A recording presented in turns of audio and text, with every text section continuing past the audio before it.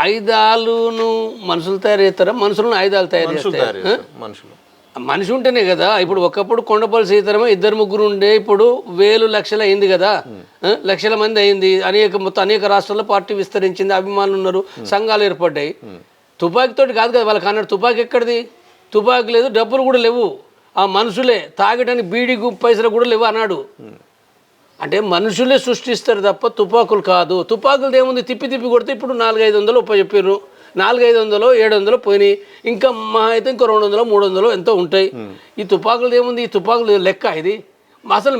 ఒక్కసారి కనుక అంటే ఇప్పుడు ప్రజల తిరుగుబాటు వస్తే పోలీస్ క్యాంపులు ఉన్నాయి, పెద్ద పెద్ద క్యాంపులు ఉన్నాయి. ఆ పోలీసులు అధికారులే వాళ్ళే తెస్తారు కదా అవసరం అనుకుంటే. వాళ్ళే ఒకవేళ అనుకుంటే తుపాకులు లక్షల తుపాకులు వస్తాయంట. నేను 10 లక్షల తుపాకులు ఈజీగా వస్తాయి. 10 రోజుల్లో రష్యా విప్లవంలో వచ్చినాయి కదా. వాళ్ళు లెనిన్ మొదటి నుంచి తుపాకులు పట్టుకొని గెరిల్లా దళాలు ఎవరు తిరగలే. Stalin తిరగలే, Lenin తిరగలే, Trotsky తిరగలే. అవలు ఎక్కడ దళాలే లేవు. చివర్లే కదా, చివరి 10 రోజుల లోపట తిరుగుబాటు అనుకున్నారు.